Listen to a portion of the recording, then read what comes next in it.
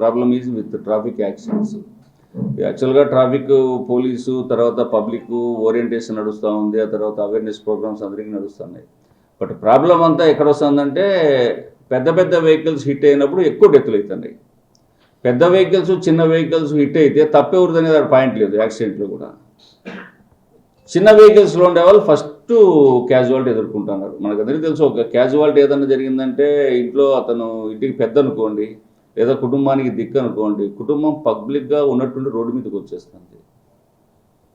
మన నిజంగా కేశవ గ్రాండ్ దగ్గర జరిగిన దాంట్లో అతను లారీ క్లీనర్గా ఎదిగినాడు, క్లీనర్ నుంచి డ్రైవర్ అయినాడు, డ్రైవర్ అయిపోయినాక ఒక లారీ కొనుక్కున్నాడు, ఇంకో డ్రైవర్ని పెట్టుకునే కెపాసిటీ అంతా ఉండి కూడా అతనికి రోడ్డు మీద ఎట్లుంటుందో ట్రాఫిక్ తెలియనోడుగా తెలిసిన వాళ్ళే.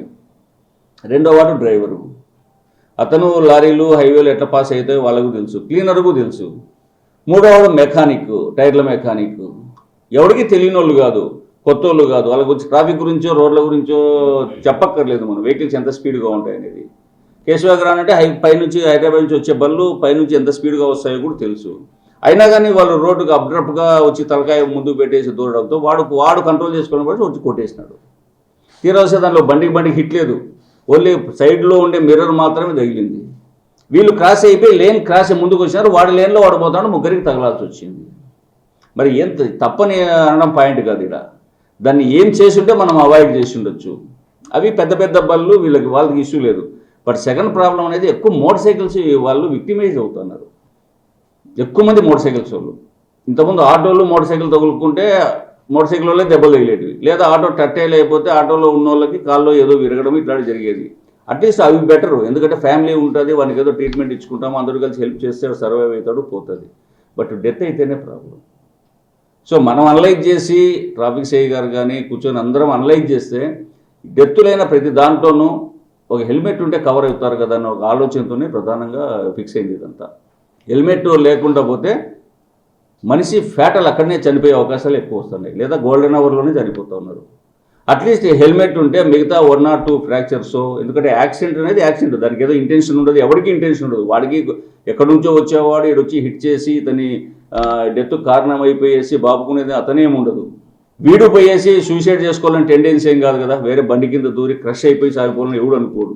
బట్ 2 రకాలుగా జరుగుతున్నాయి కాబట్టి అవి యాక్సిడెంట్స్ అవుతున్నాయి. ఆ యాక్సిడెంట్స్ మనం ఎట్లా ప్రివెంట్ చేయొచ్చు అంటే బెస్ట్ మార్గాల్లో హెల్మెట్ అంటూ ఒకటి పెట్టుకుంటే అట్లీస్ట్ నడిపేవాడు లేదా పిలియన్ ఎవడో ఎవడన్నా హెడ్ ఇంజరీ లేకుండా సేవ్ అయితే మిగతా బాడీ మీద జరిగిన ఇంజరీస్ వాళ్ళ ఏజ్ బట్టో దాన్ని బట్టో బ్లడ్ మనం ఇవ్వగలము, లేకపోతే ఇంకో రకంగా చేయగలము.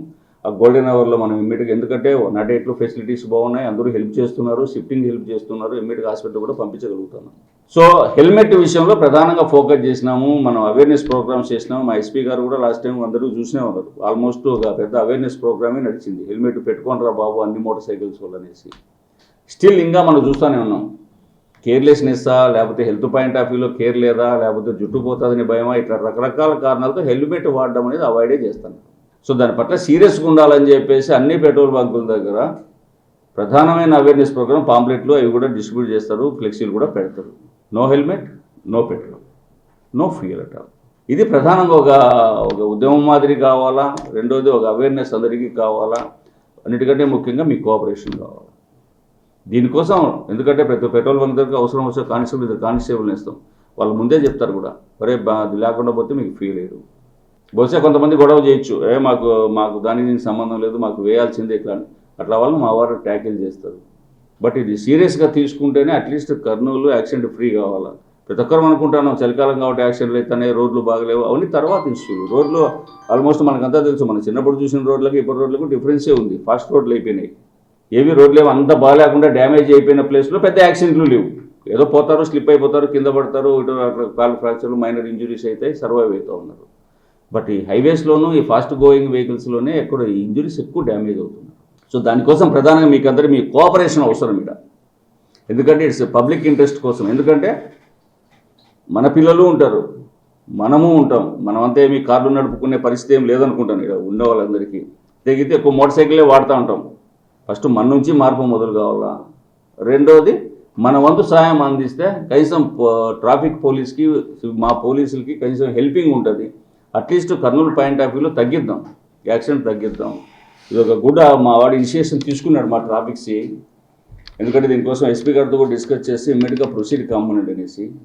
సో మనకి ఇప్పుడు రాబోయేది January 1, అది ఇంకా డేంజరస్. ఆ నైట్ ఇంకా 12th 31st 12th కూడా దాని విషయంలో కూడా అందరికీ సీరియస్గా వార్నింగ్లు పంపించడం జరిగింది.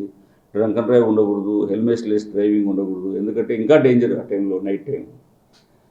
సో డ్రంక్ అండ్ డ్రైవ్ ఉండకూడదు ఏ పరిస్థితుల్లో కూడా. ఈ యాంగిల్స్లో అంతా చేసుకుంటూ పెట్రోల్ బంక్ సైడ్ నుంచి కొన్నాళ్ళు కోఆపరేట్ చేస్తే మీరు no helmet no fee, that's it, అంతే. అదొక పాంప్లెట్లు మాదిరో లేకపోతే బ్యానర్స్ కూడా అక్కడ కట్టిస్తారు.